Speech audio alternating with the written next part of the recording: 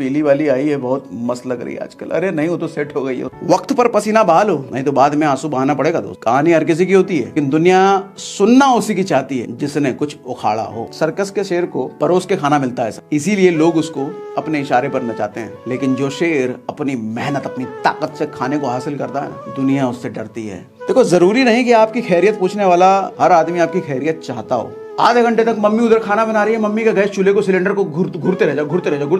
Mummy कहेगी पगला गया है, क्या घूर रहा है? अरे नहीं मम्मी, सोच रहे, चिंतन कर रहे हैं। चक्रव्यूह रचने वाले अक्सर अपने ही होते हैं। और जिसको मीठा खाने की आदत लग गई, उसका शरीर बर्बाद। जिसको मीठा सुनने की आदत लग गई, उसकी जिंदगी बर्बाद। गिरना योद्धाओं की निशानी होती है, लेकिन जो गिर के उठा ही नहीं, वो हरामखोरों की निशानी है। बस अभ्यास का ना होना ज्ञान को लुप्त कर देता है। उसी वक्त मन करता है मुझे भी राणा वाला, भाला वाला कहीं मिल जाए, इसके मुंह में भोंक दूं। कोरोना में जहां पूरी दुनिया टीवी के सामने मौत का मंजर देख रही थी, वहीं कुछ लोग कफन बांध के निकले मास्क का धंधा करने। मजबूत होने का तरीका यह है कि बार बार शरीर को कष्ट देते रहो, मजबूत होता चला जाएगा। दुनिया में बड़ी से बड़ी मुश्किलों की ना यह औकात नहीं है कि आपके कदमों को रोक दे, लेकिन जो सारे लेवल जीतता चला जाता है, राजा कहते हैं। पहले लेवल पे जो छाती पीट ले, हमारी किस्मत खराब है, उसको तो कान पकड़ के बाहर निकल दिया था, तमाचा मार के भाग यहाँ से। हद तो तब हो जाती थी, मार्तन को मार्ट साहब अपने घर बुलाते थे और घर बुला करके एक्स्ट्रा टिप्स देते थे उसको। आज जिंदा इंसान का सबसे बड़ा कब्र है आलस। दहशत तुम्हारी आंखों में होना चाहिए। हथियार तो चौकीदार भी रखते हैं। जब शेर सामने होता है ना, तो बंदूक वाले आदमी की भी औकात नहीं होती, हिम्मत नहीं होती, वो बंदूक उठा करके शेर पे चला दे। तो अकबर समझ गया था, राणा घायल, और घायल शेर की सांसें उसके दहाड़ से भी ज्यादा खतरनाक होती है। डूब मरो ना, जिंदा काय को, तुम्हारी औकात नहीं है भाई, तेरे से नहीं आने वाला। मास्टर साहब अपने फेवरेट स्टूडेंट को हमेशा डिफिकल्ट सवाल देते हैं सॉल्व करने के लिए, क्योंकि मास्टर साहब का इंटेंशन उसको परेशान करना नहीं है। मास्टर साहब का इंटेंशन ये है कि वो सॉल्व करते करते उसकी ताकत बड़ी हो जाए। ध्यान, आदमी एक चीज पर लंबे समय तक टिका ही नहीं रह सकता। लंबे समय तक छोड़ो, आपको अगर मैं कह दूं कि 1 घंटे तक कोई एक किताब पढ़नी है और उस किताब को पढ़ के मुझे उसका मतलब समझाओ, सर हालत खराब हो जाएगी आपकी। 1 घंटे तक किताब पढ़ने में कम से कम 50 बार उबासी आएगी करते करते, और पता चले सो भी जाओ। आदमी का फोकस आज के टाइम में इतना कम हो चुका है।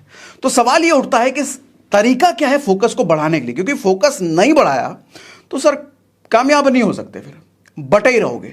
क्योंकि आज के समय में ना आदमी डिस्ट्रैक्शन से भरपूर घिरा हुआ है, क्योंकि हाथ में मोबाइल फोन जो है उसके, और उसमें भी रील्स आ गए हैं भैया, यूट्यूब पे शॉर्ट्स आ गए हैं, और वो भी शॉर्ट्स 2 बार ऐसा डांस करके लड़कियां दिखा देती हैं, तो उसमें भाई मिलियंस में व्यूज चला जाता है, और करते रहो करते रहो करते रहो करते रहो करते रहो, खत्म होने का नाम ही नहीं ले रहा।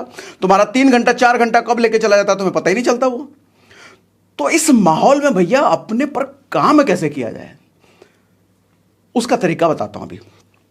देखो, हमारे दिमाग में ना, बिल्कुल साइंटिफिक वे में बता रहा हूं, फालतू की बतौलेबाजी नहीं कर रहा मैं, एकदम साइंस ये कहती है।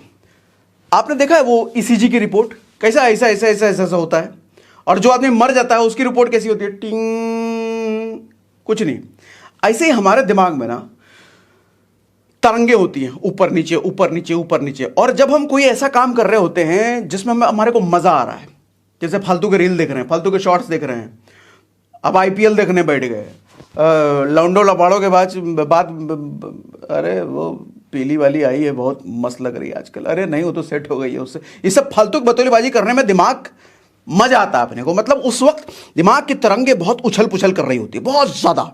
समंदर में देखा ना, हाई टाइड आता है तो कैसे पानी एकदम मारता बुम बुम, वैसे ही तरंगे होती हैं। और जब तरंगे बहुत ज्यादा अप एंड डाउन होती हैं, तो उस वक्त हम काम पर फोकस नहीं कर सकते सर, नहीं कर सकते।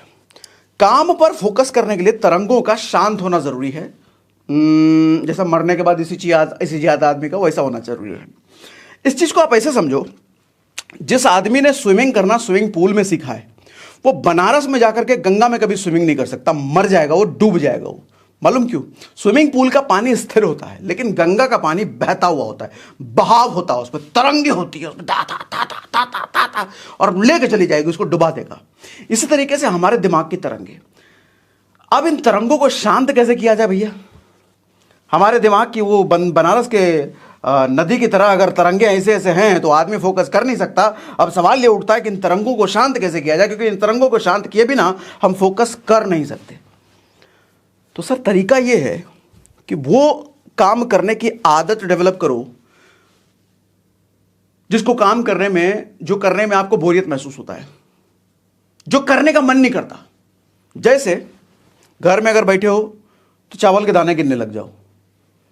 चावल के दाने गिनते गिनते गिनते अगर 20 मिनट आपने चावल के दाने एक एक करके गिन लिए ना सर, आप देखोगे आपके जो दिमाग की तरंगे ऐसे ऐसे से हो रही थी, बिल्कुल शांत हो जाएगा दिमाग। आप फील करोगे आपका दिमाग एक फोकस लेवल बढ़ गया है, मेडिटेटिव माइंड हो जाएगा आपका।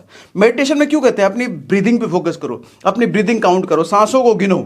कितना बोरिंग होता है सांसों को गिनना, 1 2 3। अरे अच्छा, जब आप ब्रीदिंग गिन रहे होते हो ना, 50 तरह की चीजें आती हैं। जरा व्हाट्सएप आ गया होगा, उसका मैसेज आ गया होगा, अरे मैंने वो सोनाली को कमेंट किया था, देखा उसका लाइव एक आया है कि नहीं। 50 तरह की चीजें आएंगी, एकदम मन करेगा बैठे हो आप 15 मिनट ब्रीदिंग काउंट करने के लिए, लेकिन 5 मिनट के अंदर उठ जाओगे आप। तो लेकिन अगर 15 मिनट आपने ब्रीदिंग कर लिया, ब्रीदिंग काउंट कर लिया, सर दिमाग की तरंगे हो जाती है शांत बिल्कुल। रात में सोने जाओ ना, तो मैं तो कहता हूं तारे गिन के सोने जाओ। तारे जब आप गिनोगे ना, 1 2 3 4 5 6 7 8 500-600 तारे गिन के चले जाओ, आप देखो कि दिमाग आपका शांत हो जाएगा। सर इन समरी मैं कहना चाह रहा हूं कि जिस काम में बोरियत होती है ना, वो काम आपकी तरंगों को शांत करने का काम करता है।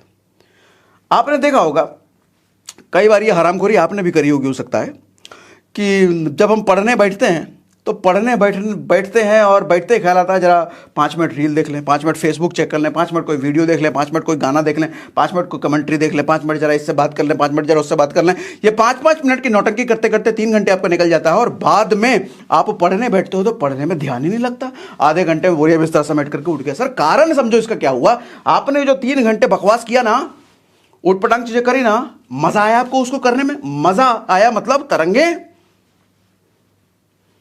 अब जब तरंगे इतनी उथल पुथल है दिमाग की, पढ़ने में फोकस कर पाओगे? नहीं कर पाओगे। क्यों कहते हैं कि सुबह 4 बजे उठ के पढ़ा करो? सर सुबह जब हम उठते हैं ना, तो हमारी सारी सोच, सारी विचार धाराएं, जो भी दिमाग में हमारे उथल पुथल चल रहा होता है, सर सुबह उठने के बाद सब कुछ खत्म होता है, सब पीछे कल का कल ही छूट चुका है। सुबह हमें कुछ याद नहीं रहता।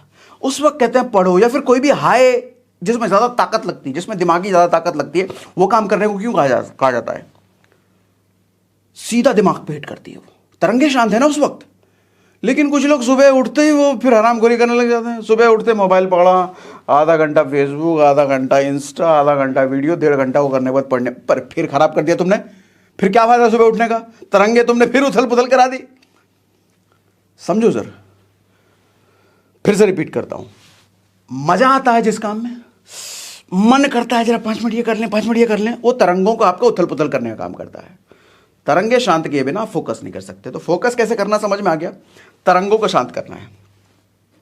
और मैं तो कहता हूं कि हर रोज कम से कम 1 घंटे ना आपको ऐसा काम करना चाहिए जो बोर करता हो। बाद में आप देखोगे ना, धीरे धीरे ये बोरियत का काम करते करते इन बोरियत के कामों में ही आपको आनंद आने लग जाएगा, फिर इसी में मजा आने लग जाएगा।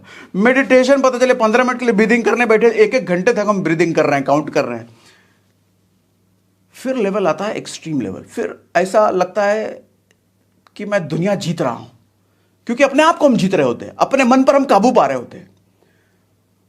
जो आदमी मन को जीत गया ना अपने, वो दुनिया को जीत लेगा। लेकिन जिस आदमी ने अपने ही मन को नहीं जीता, वो दुनिया क्या अपने घर को भी नहीं जीत सकता।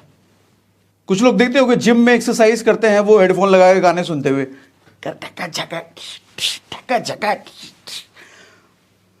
सर साइंस कहती है, स्टडी कहती है कि वो आदमी जो बिना गाने सुने हुए जिम करता है ना, उसका मसल्स ज्यादा फास्ट रिस्पॉन्ड करता है कंपैरेटिवली उसके जो गाने सुन करके काम कर रहा है।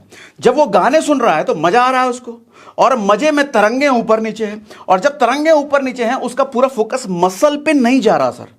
सर जिस चीज पे फोकस नहीं जा रहा वो ग्रो नहीं करता, चाहे बॉडी हो चाहे माइंड हो।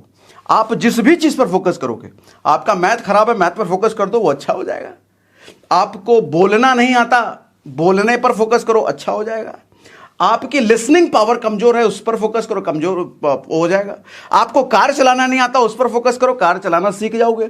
इसी तरीके से एक्सरसाइज करते वक्त अपना फोकस अगर मसल पर नहीं है, सर ग्रो तो करेगा लेकिन समय ज्यादा लगता है कंपैरेटिवली। जो आदमी बिना म्यूजिक के मसल ग्रोथ पर काम कर रहा है उसका मसल ग्रोथ जल्दी होता है, क्योंकि उसका फोकस मसल पर है ना, मार रहा है ऐसे तो एकदम मसल पर फील करके आ रहा है और मजा आ रहा। मजा किस में फिर आएगा अपने को? फिर एक्सरसाइज में ही मजा आने लग जाएगा। समझ रहे हो मेरी बात को? अग्री कर रहे हो मेरी बात से? कमेंट बॉक्स में लिखो अग्री अग्री अग्री अग्री, अगर अग्री कर रहे हो मेरी बात से। न्यूटन ने जब ग्रेविटी का लॉ दिया था ना अपने को, तो सर वो पबजी नहीं खेल रहा था उस वक्त वो आईपीएल मैच भी नहीं देख रहा था, खाली बैठा हुआ था बेचारा, कुछ भी नहीं कर रहा था। आज के टाइम में सबसे मुश्किल काम क्या है मालूम? कोई काम ना करना, वो सबसे मुश्किल काम है। क्योंकि जब आप काम नहीं कर रहे होते हैं ना सर, आइडियाज की उत्पत्ति उसी वक्त होती है, आइडिया उसी वक्त आता है। न्यूटन को उसी वक्त आइडिया है, वो खाली बैठा था। अगर वो मोबाइल पे व्हाट्सएप खेल रहा होता ना, चिट चैट कर रहा होता ना सर, कभी भी ग्रेविटी की खोज नहीं दे पाता वो। आपको दिन में कम से कम 1 घंटा तो ऐसा जरूर बिताना चाहिए सर। मोबाइल फोन छोड़ करके घूमने फिरने निकल जाओ, पैदल वॉक करने निकल जाओ, लेकिन मोबाइल फोन घर छोड़ के जाना। चलते रहोगे ना, दिमाग में 50 तरह की ख्यालें आएंगी। आधे घंटे तक मम्मी उधर खाना बना रही है, मम्मी का गैस चूल्हे को सिलेंडर को घूरते रह जाओ। मम्मी कहेगी पगला गया है क्या घूर रहा है? अरे नहीं मम्मी सोच रहे, चिंतन कर रहे हैं। खाली बैठो सर, खाली बैठना सीखो। ट्रेन रिजर्वेशन काउंटर पे आप देखोगे जो टिकट लेने जाते हैं ना, या कहीं भी ऐसा काम जो कि जहां लाइन लगने की जरूरत होती है, आप लाइन में देखोगे हर आदमी के हाथ में फोन होता है। क्यों होता है सर? उसके पास उतना भी पेशेंस नहीं है फोन को अंदर रख करके लाइन में थोड़ा सा वो वेट कर ले। नहीं वेट कर सकता सर आज के टाइम में, 1 मिनट नहीं वेट कर सकता। जहां भी वेट करने की बारी है फोन निकलेगा तड़ से। आदमी इतना डिस्ट्रैक्टेड है सर, इतने डिस्ट्रैक्टेड माहौल में कहां से तरक्की कर लोगे सर? कहां से बढ़ जाओगे आप? सर अगर चाहते हो ना धरती की सबसे खूबसूरत लड़की स्वयंवर में सैकड़ों की भीड़ में सिर्फ आपके गले में वरमाला डाले, तो आपको अपनी निगाहें अर्जुन की तरह तेज करनी पड़ेंगी। अर्जुन की तरफ फोकस बनाना पड़ेगा सिर्फ और सिर्फ मछली के आंख की पुतली पर। नहीं तो फिर खूबसूरत लड़की मिलेगी किसी और को, आपके हाथ में ठंडन गोपाल, कुछ नहीं, हमारी किस्मत खराब है। यही लाइन तुम्हारे हिस्से आने वाली। फिर कहते हैं success is 80% psychology and 20% action. समझना इस बात को ध्यान से। एक स्टोरी के माध्यम से समझाता हूं। एक बड़े पहुंचे हुए संत, बड़े महान संत एक जंगल से गुजर रहे थे। तो रास्ते में एक चूहा आया। चूहा आवाज लगाने लग गया, बाबा जी बात सुनो। बाबा जी इधर उधर देख रहे हैं कौन आवाज लगा रहा है भाई। तो चूहे ने नीचे से पैर में खुरच लिया, तो देखा नीचे, अच्छा चूहा भाई सब क्या हाल है भाई? तो चूहे ने बताया बाबा जी मैं बहुत परेशान हूँ, बहुत दुखी हूँ। तो बाबा जी बोले क्या बात है बेटा, बताओ बात तो क्या है? तो चूहा बोला बाबा जी हमारे यहाँ ना बिल्लियाँ बहुत है जंगल में, और हमारी बिरादरी के बहुत सारे लोगों को बिल्ली ने खा लिया है। सो हम चूहों को बड़ा डर लग रहा है बिल्ली से, कुछ कीजिए ना बाबा जी। तो बाबा जी बोले एक काम करो, टेंशन नॉट, बिल्ली बना देते हैं तुमको, टेंशन फ्री रहो। बाबा जी ने बिल्ली बना दिया उसको। तो कुछ दिन बाद बाबा जी घूमते फिरते फिर उस जंगल से गुजर रहे थे। वो बिल्ली आई, जो चूहा था पहले, वो बिल्ली बन चुकी। तो बिल्ली आई, बेटा अब क्या हुआ बेटा, अब काहे परेशान दिख रहे हो, तुम्हारे चेहरे से परेशानी दिख रही है। तो बिल्ली कह रही है कि बाबा जी ना हमारे यहाँ कुत्तों का बड़ा आतंक बढ़ गया है।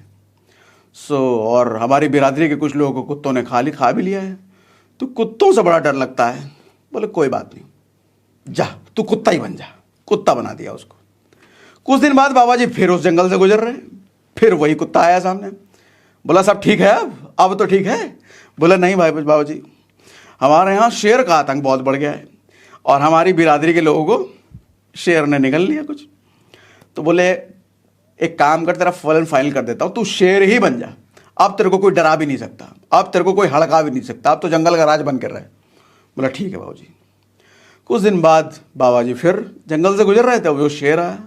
बोला अब तो सिर्फ ठीक है बेटा, अब तो तुम शेर हो, अब तो तुम डराओगे लोग, अब तुमको कौन डराएगा? बोले नहीं बाबा जी डर तो है। बोले अब काहे का डर? शिकारियों का डर है, और बहुत सारे शिकारी आते हैं यहाँ पर बड़ी बड़ी बंदूकें लेकर के, और हमारी बिरादरी के कुछ लोगों को लेके भी चले गए, तो शिकारियों का बड़ा डर है। बाबा जी को आया इस बात पे बड़ा गुस्सा, साला तुमको चूहे से हम शेर बना दिए हैं, तुम्हारा डर कभी खत्म ही नहीं हो रहा है। एकदम शराब मारे उसको, बोले कि तुम वापस से चूहा बन जाओ। तुरंत जो चूहा बन गया। Sir moral of the story क्या है कि शारीरिक ताकत कितनी भी बढ़ जाए, वो चूहा से शेर बन गया, लेकिन मानसिकता उसकी अभी भी चूहे वाली थी, तो ना कुत्ता बन के वो खुश है, ना बिल्ली बन के, ना वो खुद शेर बन के भी खुश है, वो शेर बन के भी डर रहा है। मैं समझाना आपको ये चाह रहा हूं कि हमारे को जो हाड़ मांस मिला है ना, जो शरीर मिला है सर, यही शरीर वीर शिवाजी को भी मिला था, यही शरीर भगत सिंह को भी मिला था, यही शरीर चंद्रशेखर आजाद को भी मिला था, यही शरीर गांधी जी को भी मिला था, यही शरीर महाराणा प्रताप को भी मिला था, और यही शरीर हमारे को भी मिला था। उनको दुनिया जानती है, उन्होंने दुनिया पर राज किया। हमारे को पड़ोसी भी नहीं जानता। उनके दुनिया भर के लोग चरण छूते थे, नमन करते थे, हमारे को पड़ोसी गाली देकर चला जाता है, बच्चा भाव नहीं देता। सर डिफरेंस कहां है, यह समझो ना। सोच का डिफरेंस है सर, मति का डिफरेंस है सर। तभी तो कहते हैं सक्सेस इज 80% साइकोलॉजिस्ट से, दिमाग का गेम है सर। 40 सिख थे, वो 10 लाख मुगलों को खदेड़ मारा था, 10 लाख। सर आपको लगता है कि शारीरिक ताकत 10 लाख मुगलों को खदेड़ देंगे वो 40 सिख? कोई लॉजिक ही नहीं बनता, बिल्कुल नहीं बनता सर। एक एक सिख वो 1.25 लाख मुगलों पर भारी थे। किसकी वजह से? हौसलों की वजह से। लेकिन आपको हो चुकी है भैया सरेंडर करने की आदत। जरा सा भी दिक्कत आई, मुसीबत आई, बिजनेस डाउन हुआ, काम नहीं हो रहा, अरे मेरी तो किस्मत खराब है, लग रहा बार बार भगवान अभी को परेशान करता है, बस नहीं होने वाला। तुम डूब मरो ना, जिंदा काय को? तुम्हारी औकात नहीं है भाई, तेरे से नहीं आने वाला, तुम मर जा, डूब मर। कड़वा बोल रहा हूं, इसलिए बोल रहा हूं ताकि आपका जमीर जागे। सर वही शरीर मिला है जो वीरों को मिला है, फर्क सिर्फ इस सोच का है। चाणक्य कहते हैं कि दुनिया में सबसे ज्यादा शक्ति खूबसूरती और जवानी में होती है। आपने एरोस्टेस को देखा है, सारी खूबसूरत होती है। और घोड़े को देखा है, रेस में दौड़ते हुए घोड़े को, सारे जवान घोड़ों को रेस में लिया आता है। सर खुशकिस्मत हो अगर आपका फेज जवानी का चल रहा है, अगर आप जवान हो, हाड़ मांस में दम है, दम है, यहां दम दिखाने की जरूरत है बस। इधर तो दम दे रखा है ऊपर वाले ने। आज लोग भिखारी बने हुए हैं, हर जगह जहां देखो हाथ फैला के मांग रहे हैं। बचपन से लेकर जवानी तक माँ बाप से मांगा, और जवानी आने के बाद मंदिर में मांगते रहते हैं, मंदिर मस्जिद गुरुद्वारे, भगवान दे दे मेरे को नौकरी, दे दे बिजनेस, दे दे कामयाबी, दे दे। मंगन टुन्ने आदमी, कुछ खुद से भी करोगे या मांगते ही रहोगे? एक स्टोरी सुनाता हूं। एक आदमी, एक खिलौने वाला, खिलौने बेचने का काम करता था। वो सड़क किनारे खिलौने बेचता था। तो एक दिन अपने छोटे से बच्चे, छोटे बेटे को लेकर वो खिलौने बेच रहा था। इसी बीच एक आदमी लग्जरी गाड़ी लेकर के खिलौने वाले के पास रुका। तो उसकी ध्यान पड़ी उस छोटे बच्चे पर, और छोटा बच्चा गाड़ी को एकदम निहार रहा था, ऐसे मानो गाड़ी से उसको प्रेम हो गया। तो गाड़ी के मालिक को देख करके उसको दया आ गई, छोटा बच्चा गाड़ी को कैसे निहार रहा है। उसने गोद में उठाया, गाड़ी में ले लिया। तो छोटे बच्चे से गाड़ी का मालिक पूछता है, क्या चल रहा है मन में बेटे, छोड़ो, क्या चल रहा है तुम्हारे, क्या सोच रहे हो? तो बच्चा कहता है, गाड़ी आपकी बहुत अच्छी है, बहुत महंगी होगी ना अंकल? बोले हाँ बेटा महंगी तो है, बहुत महंगी है, हमारे बड़े भाई ने हमें गिफ्ट किया है। तो बच्चा कह रहा है, अरे बाप रे बहुत अच्छा है। तो मालिक कह रहा है, हमें पता है तुम्हारे मन में भी यही चल रहा होगा कि ऐसी गाड़ी तुमको कब मिले, ऐसी गाड़ी का लुत्फ तुम कब उठाओ। बोले नहीं अंकल, हमारे मन में ये नहीं चल रहा है। बोले फिर? हमारे मन में ये चल रहा है कि आपके भैया ने जैसे आपको गिफ्ट दिया, मैं कब अपने छोटे भाई को ऐसी गाड़ी गिफ्ट दूं। ओ मंगन टुन्ने आदमी, कुछ समझ में आ रहा है?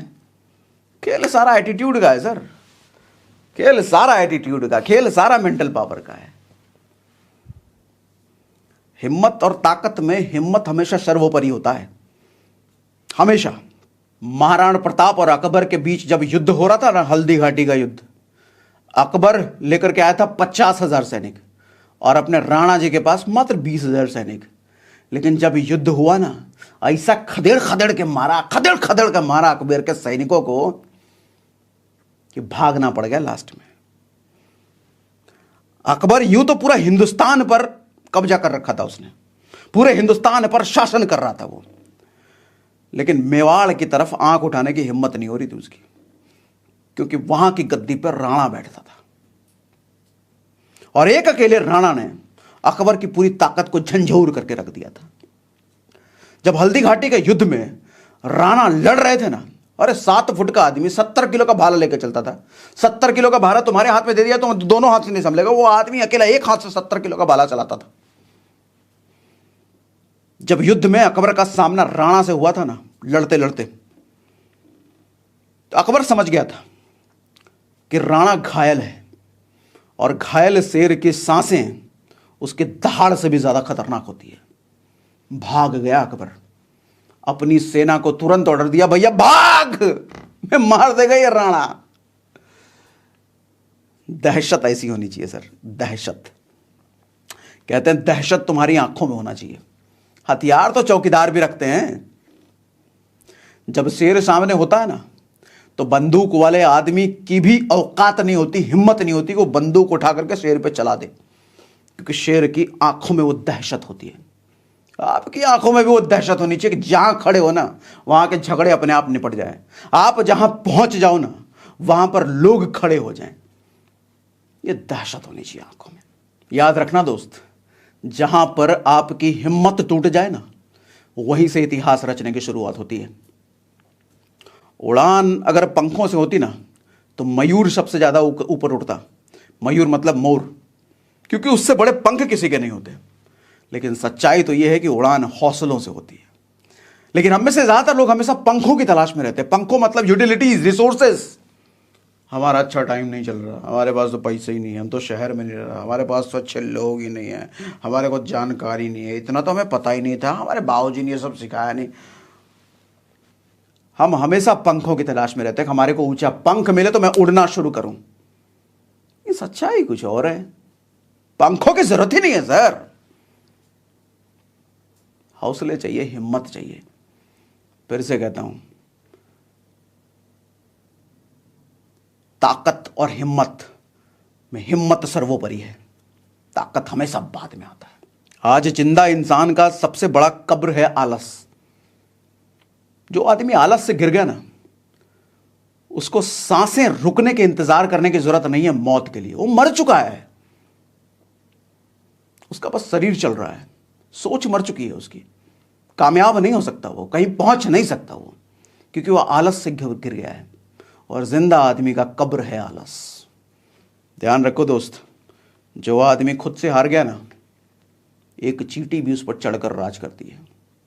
लेकिन जो आदमी खुद से नहीं हारा, पूरी दुनिया मिलकर भी उसे नहीं हरा सकती। और रास्ते कभी बंद नहीं होते, रास्ते कभी खत्म नहीं होते। बहुत सारे लोगों में रोते हुए देखता हूं, सर मैं तो ये काम कर रहा था, ये काम ही बंद हो गया सर, कंपनी बंद हो गई सर, अब मैं क्या करूं सर, लॉस हो गया सर बिजनेस में। उसी वक्त मन करता है मुझे भी राणा वाला भाला वाला कहीं मिल जाए, इसके मुंह में भोंक दूं मैं। अरे शरीर सलामत है, उम्र बचा हुआ है, ऐसी कौन सी चीजें दोबारा खड़े नहीं कर सकते तुम। गूगल मैप में देखा है, गूगल मैप अगर लगा करके कहीं आप जा रहे हो और गूगल मैप कहता है कि आगे रेड लाइट से आपको राइट लेना है, और गलती से आपने राइट के बजाय लेफ्ट ले लिया, तो गूगल मैप क्या कहता है, तुम्हारी कहानी खत्म। अब तुमको मैं कहीं नहीं ले जा सकता, तुमने तो गलत ले लिया, अब तुम कहीं जा ही नहीं सकते, तुम्हारा रास्ता खेल खत्म भाई, अब तुम मर जाओ यहीं पर। ऐसा नहीं होता ना, गूगल तुरंत एक अल्टरनेट रूट देता है, बोलता कोई बात नहीं, इधर ले ले भाई, इधर से पहुंच जाएगा। अच्छा उधर भी अगर गलत किया ना, फिर गूगल दूसरा रूट देगा, कोई नहीं भाई इधर पहुंच से पहुंच जा। फिर अगर गलत ले लिया ना, गूगल देगा कोई नया रास्ता, चलो इधर। गूगल आपको तब तक नया रास्ता देता रहेगा जब तक आप मंजिल तक ना पहुंच जाओ। रास्तों की कमी हमें भगवान ने कभी नहीं होने दी सर, कभी नहीं होने दी। दिक्कत यहां है कि हम मान लेते हैं कि हमारे रास्ते बंद हो गए सर। रास्ते कभी बंद नहीं होती। निगाहें मंजिल पर रखो ना, रास्ते मिलते चले जाएंगे। एक रास्ता बंद हुआ मान सकता हूं, फेल हो गए मान सकता हूं, दूसरे पर चले उधर भी फेल हो गए मान सकता हूं, तीसरे पर भी फेल हो गए समझ में आता है। लेकिन सारे रास्ते बंद हो जाए, सारे पर फेल हो जाए, ऐसा नहीं हो सकता सर। भगवान परीक्षा लेता है, मानता हूं। भगवान तकलीफें देकर के टेस्ट करता है, समझ में आता है। लेकिन हम भगवान के अंश हैं, वो मजबूत करने के लिए हमें तकलीफों को देता है। भगवान के इशारे समझो। आपने, मेरे क्लासरूम का एग्जांपल देता हूं, मैं जब स्कूल में पढ़ता था ना, एक लड़का था मार्तन, मैथ में बड़ा तेज था वो। और हमारे मास्टर साहब जो थे, मैथ के क्लास में जब भी उनको मजे लेना होता था लोगों से, मैथ के सवाल पूछते थे, तू बता नहीं बता पाया, तो वो जानबूझकर ऐसे 2-3 लड़कों को उठाते थे जो नहीं बता पाएगा, फिर लास्ट में मजे लेने के लिए उठाते हैं। अब देखो मार्तन बताएगा, मार्तन बताओ बेटा, और मार्तन खटाखट खटाखट वो सॉल्व कर दे और शाबाशी दे इतने में, और सारे लड़कों की फिर जल उठे। मार्तन को अच्छा हद तो तब हो जाती थी, मार्तन को मार्ट साहब अपने घर बुलाते थे और घर बुला करके एक्स्ट्रा टिप्स देते थे उसको। फिर वो मार्तन बताता था मुझसे ये वाला सवाल कराया, उसको एक्स्ट्रा सवाल देते थे सॉल्व करने के लिए मैथ के, भारी भरकम। ध्यान देना, मास्टर जी कभी उसको वो सवाल सॉल्व करने नहीं देते थे जो आराम से मार्तन कर ले, वो सवाल सॉल्व करने देते थे जिसको सॉल्व करते करते मार्तन की फट जाए। क्यों? क्योंकि वो चाहते थे मार्तन टॉप करे, इससे ऊपर कोई जाए ना। फेवरेट था ना वो। मास्टर साहब अपने फेवरेट स्टूडेंट को हमेशा डिफिकल्ट सवाल देते हैं सॉल्व करने के लिए, क्योंकि मास्टर साहब का इंटेंशन उसको परेशान करना नहीं है। मास्टर साहब का इंटेंशन ये है कि वो सॉल्व करते करते उसकी ताकत बड़ी हो जाए, उसकी दिमागी शक्ति बड़ी हो जाए, फिर वो टॉप करेगा ना, आराम से हलवा हो जाएगा उसको टॉप करना। सर ऐसे ही मास्टर जी हमारे भगवान होते हैं, हमारे ईश्वर होते हैं। वो जब हमें तकलीफें देते हैं ना सर, उनका इरादा यह है कि वो हमें टॉप पर ले जाना चाहते हैं, क्योंकि संभव नहीं है कि इसकी मजबूती आ जाए बिना मुश्किलों को दिए हुए। सर शारीरिक लेवल पर जब हम शरीर को मुश्किलें देते हैं ना, शरीर को कष्ट देते हैं ना, यानी कि एक्सरसाइज करते हैं, जिम करते हैं, तब जाके शरीर मजबूत होता है। जिस आदमी ने कभी शरीर को कष्ट नहीं दिया ना सर, वो डायबिटीज, अस्थमा और पता नहीं किस किस चीजों का मरीज हो जाता, मर जाएगा सर। 70-80 साल की उम्र नॉर्मली अभी है, लेकिन वो 40 साल में मर जाएगा बीमारी से, जिसने शरीर को कष्ट नहीं दिया। और जिसने अपनी जिंदगी में कष्ट नहीं देखा, वो जिंदगी में आगे कैसे बढ़े? भगवान चाहता है तेरे को आगे ले जाए, इसलिए तो कष्ट देता है, और तुम कष्ट में फैल जाते हो। मेरी किस्मत खराब है, मेरा टाइम खराब, मुझे मेरे भगवान में रहा, मेरे बचपन से किस्मत खराब है, मेरी कुंडली खराब है, पंडित जी को दिखाऊंगा। फिर आप एस्ट्रोलॉजर के पास जाओगे, अंगूठी लेना है, पंडित जी कहेगा तुम्हारा बृहस्पति भारी है, बुध हल्का है और मंगल टेढ़ा है, शनि भाई इधर है उधर है, 5-10 रुपये 5-10 हज़ार ऐड लेगा आपसे, आप हंसी खुशी दे बुते हुए। प्रकृति को समझो सर, तकलीफें आती मजबूत करने के लिए, दैट्स ऑल। इसके अलावा कुछ नहीं है। टेंपल रन खेला ना, मोबाइल में आता था टेंपल रन, पहला वाला लेवल कितना आसान होता था बच्चों की तरह। फिर पहला लेवल अगर आपने जीत लिया, जैसे मास्टर साहब, अगर आपने एक लेवल का मैथ सॉल्व कर दिया तो मास्टर साहब दूसरे लेवल का मैथ देते थे, दूसरे लेवल का भी सॉल्व कर लिया, तीसरे लेवल का मैथ देते थे। मतलब तकलीफें, डिफिकल्टीज वो बढ़ाते हैं मास्टर साहब। क्यों? क्योंकि दिमाग और मजबूत हो, सोचने समझने की रीजनिंग कैपेसिटी और बढ़े।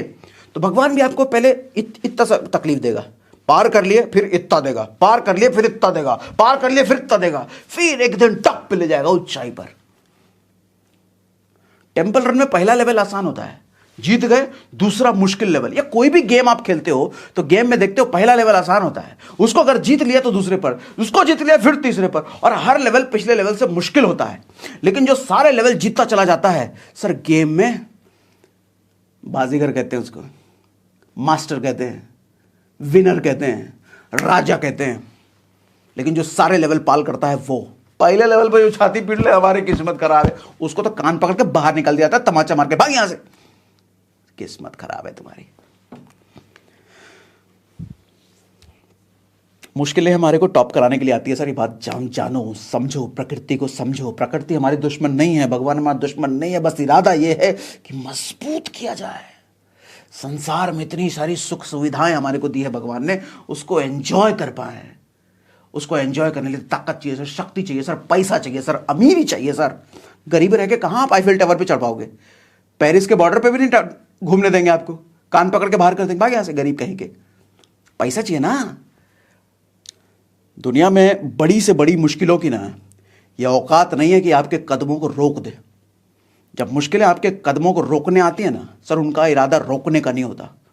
वो चाहती है कि मुश्किलों को बार बार ठोकर मार अपने पैर से, और जब मुश्किल को समझ में आता है ये ठोकर मार मार के अब इसका पैर मजबूत हो गया है, तो मुश्किलें कहती है अब इसका पैर का मजबूत हो चुका, अब निकलो भाई, अब निकलो, अब अगली जगह चलते हैं, और पैर आपका मजबूत हो चुका होता है। चांदनी चौक टू चाइना एक मूवी आई थी, उसमें एक सीन था, जो अक्षय कुमार का गुरु था ना, जो कुंफू सिखा रहा था, उसने एक टास्क दिया था अक्षय कुमार को, ये हाथ के ऊपर बेलन रख के ऐसा रगड़ने के लिए। 1 महीने तक उसको सिर्फ रगड़वाया। अक्षय कुमार एक दिन गुस्से में आ गया, तू 1 महीने से मेरे को यही करवा रहा है, मुझे कुंफू सीखना है, काम कर, फालतू टीचर है तू, ये सब नहीं सीखना मुझे। तो टीचर उसको बताने के लिए लकड़ी की कुर्सी फेंक करके मारता है उस पर, और जैसे फेंक करके मारता है अक्षय कुमार बस हाथ ही तो ऐसे रखता है, वो लकड़ी की कुर्सी एकदम टूट के अलग हो जाती है। और तब अक्षय कुमार को लगता है, एहसास होता है कि भाई साहब मेरे हाथ तो लोहे के हो गए, 1 महीना ये करवा करवा के गुरुजी ने मेरे हाथ तो लोहे के बना दिए। तब एहसास होता है बार बार मुश्किलों को झेलना हमारी नियति को स्ट्रांग कर देती है। एक छोटे बच्चे को जब इंजेक्शन लगता है ना, वो बहुत चिल्लाता है, कर्राता है, लेकिन वही इंजेक्शन एक बड़े आदमी को, मैच्योर आदमी को जब लगता है, उसको बस चींटी जैसा लगता है, उसको दर्द नहीं होता। सर इंजेक्शन तो वही है, छोटे बच्चे को उतना ज्यादा दर्द क्यों हुआ और बड़े को क्यों दर्द नहीं हुआ? क्योंकि छोटे बच्चे के मसल्स कमजोर है, उसके टिश्यूज वीक हैं, सॉफ्ट हैं, वही इंजेक्शन उसके लिए एकदम तलवार की तरह लगता है। लेकिन बड़े आदमी का टिश्यू स्ट्रांग हो चुका है, मसल स्ट्रांग हो चुका है। इसी तरीके से जो आदमी बार बार परिस्थितियों को, उल्टे सीधे परिस्थितियों को झेलते हुए जब आगे निकलता है ना, उसके लिए मुश्किलें नॉर्मल लगती है। वो प्रॉब्लम आए ठीक है देख लेंगे यार, ये प्रॉब्लम आए ठीक है देख लेंगे, वो निपटाता हुआ चला जाता है। लेकिन जिस आदमी ने कभी समस्याओं को देखा नहीं है, वो आदमी समस्या आते ही पहली बार में छाती पीट लेता है, हाय रे मेरी पहला ब्लेम तो किस्मत पर ही जाता है। पता नहीं किस्मत है भी कि नहीं है, किस्मत खराब, भाग्य खराब, फिर हाथ दिखाने चले जाएंगे, ऐसे हाथे काट दे उसका, हाथ दिखाने जाएंगे। बेवकूफ आदमी। सर निडल वही है, बच्चे के केस में भी और बड़े के केस में भी। लेकिन बच्चा रोया, कर्राया क्योंकि बच्चा कमजोर है। बड़ा आदमी कुछ नहीं हुआ उसको क्योंकि वो मजबूत हो चुका है। और मजबूत होने का तरीका यह है कि बार बार शरीर को कष्ट देते रहो, मजबूत होता चला जाएगा। कष्ट कभी नहीं दिया तो वही बच्चे वाला ही शरीर रह जाएगा। फिर एक निडल चुभेगा ना, फिर हरामखोरी इंसान की एक ऐसी आदत है जिसकी वजह से उसकी जिंदगी तबाह होती है, बर्बाद होती है, और उसको समझ में भी नहीं आता। एक स्टोरी शेयर करता हूं।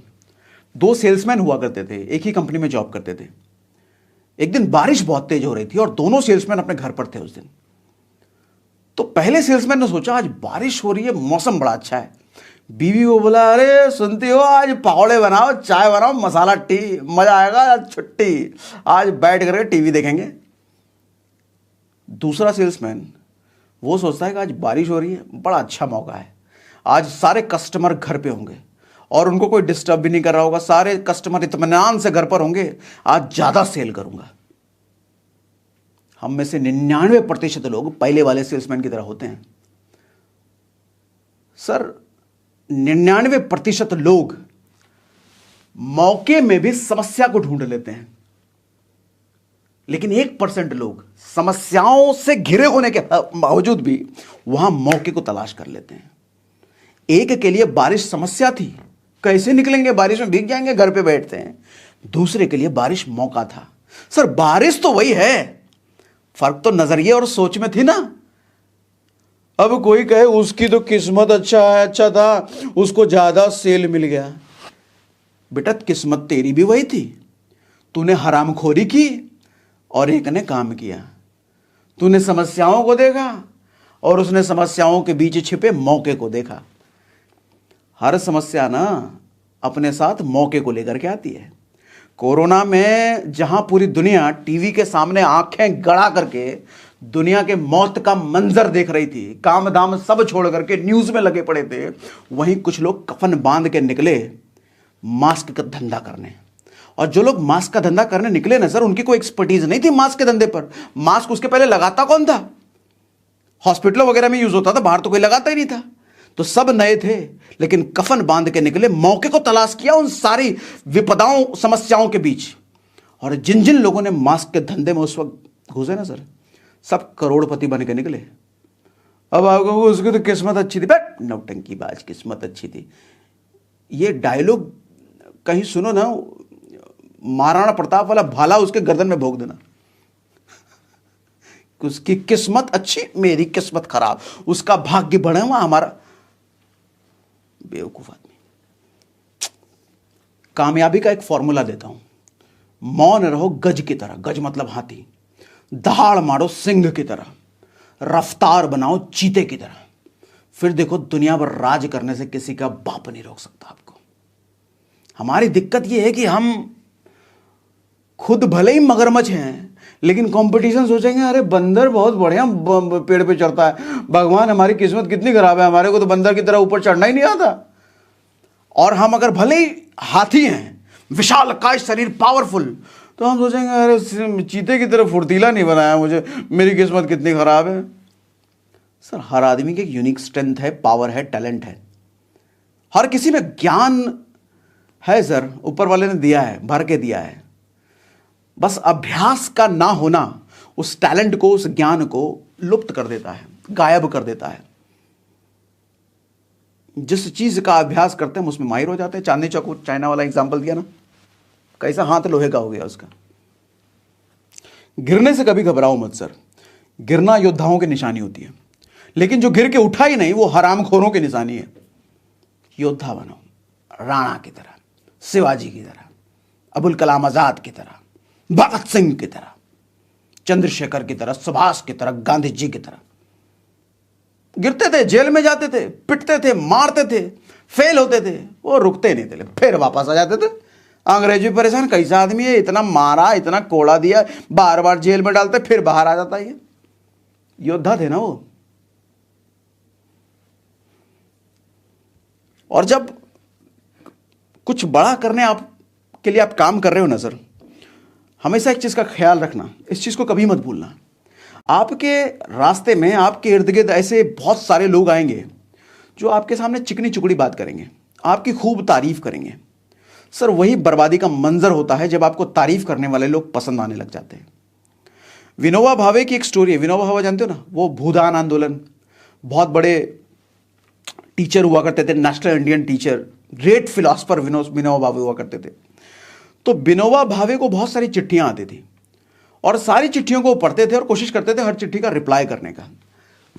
एक दिन बारिश हो रहा था, बारिश के समय में अपने शिष्य के साथ बैठे थे, एक चिट्ठी आई, लिफाफा खोला, पढ़ रहे थे, पढ़ते पढ़ते पढ़ते पढ़ते उनकी आंखों में गुस्सा आ गया और चिट्ठी फाड़ करके वहीं पर फेंक दिए। बोले फेंक, बाहर करो इस चिट्ठी को।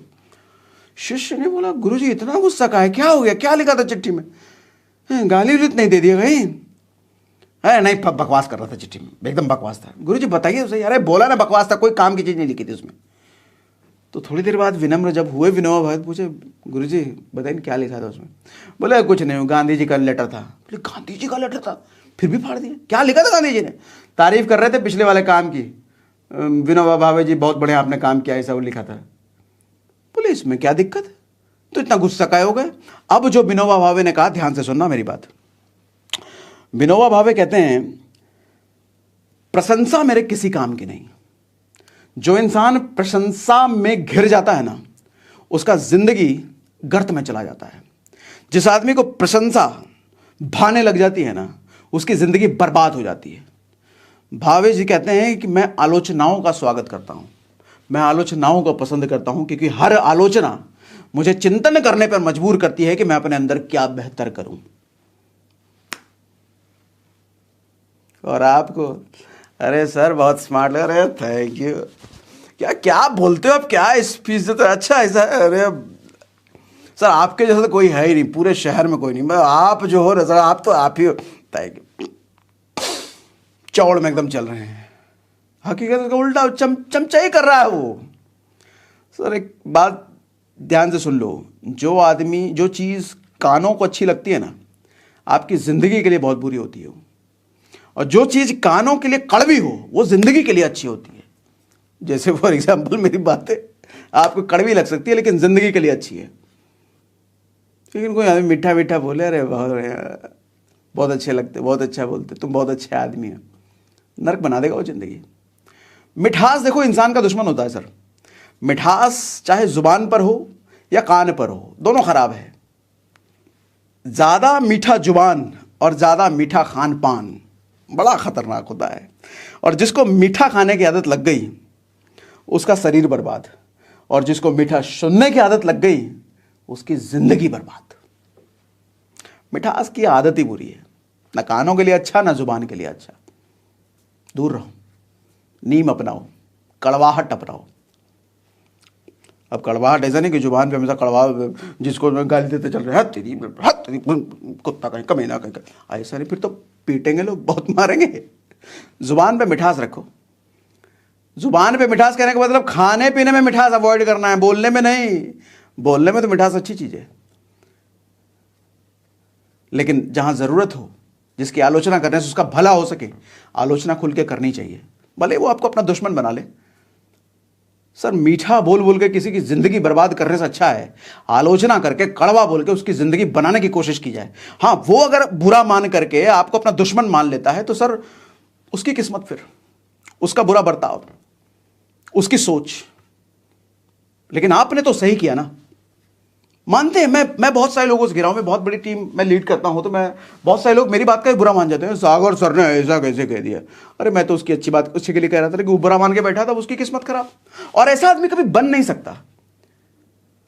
बहुत सालों का तजुर्बा हो गया मुझे बहुत सारे लोगों को लीड करते हुए। मैंने देखा है जो जो लोग सिर्फ इस बात से बुरा मान लेते हैं, बहुत सारे लोग मानते हैं, ऐसा नहीं कि मेरी बात से लोग बुरा नहीं मानते, बहुत सारे लोग मानते हैं, और बहुत सारे लोग फिर छोड़ जाते हैं। सागर सर ने मुझे ऐसा बोल दिया, कड़वा बोल दिया। सर बन ही नहीं पाए, कुछ कर ही नहीं पाए, जहां थे आज तक वही हैं या फिर उससे भी नीचे हैं।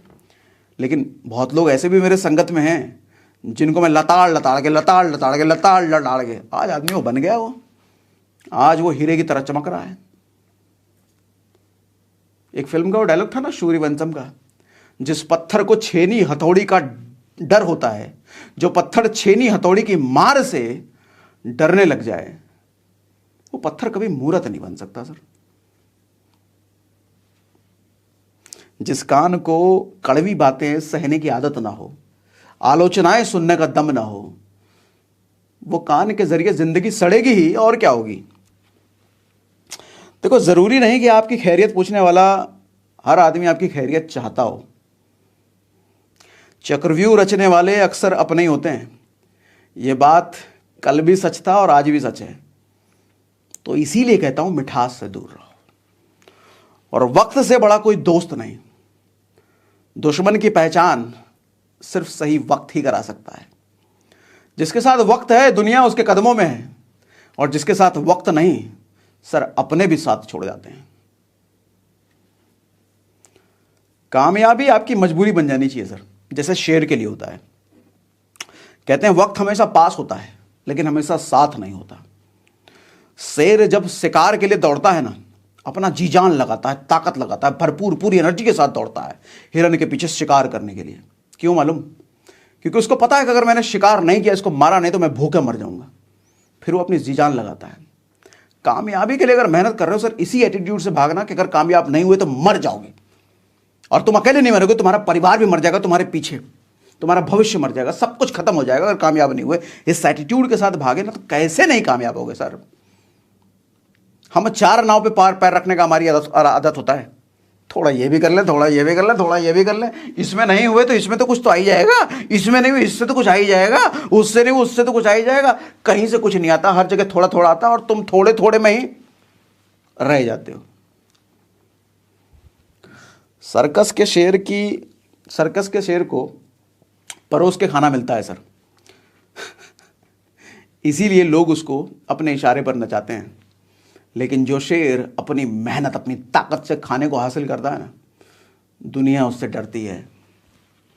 अपने बलबूते पर कामयाब हो सर, अपने बलबूते पर कुछ करके दिखाओ सर। किसी की रहम, किसी की भीख से अगर कुछ कर भी लिए ना, वो आदमी इशारे पर नचाएगा तुमको, कुत्ता बना के रखेगा।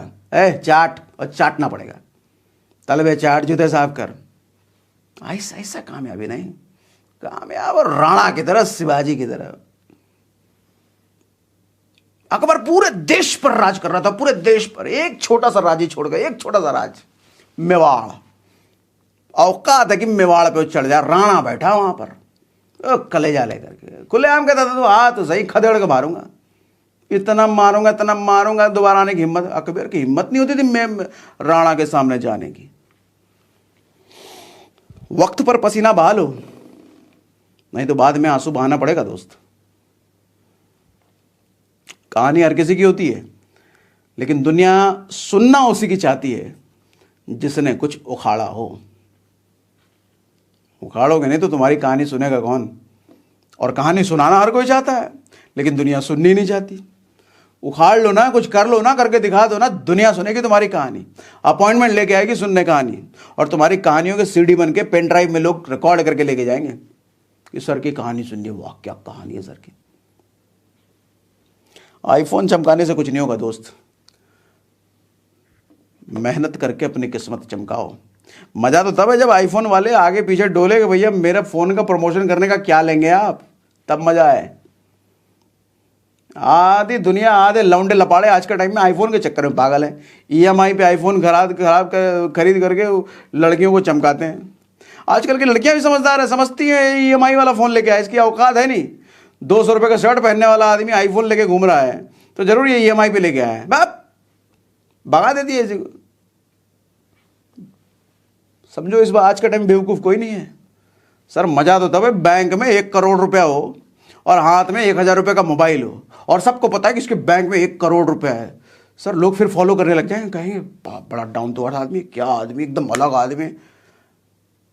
लोग फिर फॉलो करेंगे आपको, आपकी बातें होंगी पीठ पीछे, तारीफ होगी आपकी। तब है ना रॉब, बैंक में 1 करोड़ रुपया होना चाहिए। औकात बनाओ सर, औकात। औकात नहीं, पैसा नहीं, हिम्मत नहीं, दम नहीं, सोच में शक्ति नहीं, तो हर आदमी लात मार के भगा देगा, हर आदमी कुत्ते जैसा व्यवहार करेगा। तुम्हारे कोई पूछ नहीं होगी। पैसा कमाओ, ताकत कमाओ, मुश्किलों से घबराओ मत, सामना करो। ये जान जाओ, ये मान जाओ कि भगवान ने मुश्किलें दी है ना, तो मतलब भगवान की नज़र है तुम पर, भगवान आगे लेके जाना चाहता है।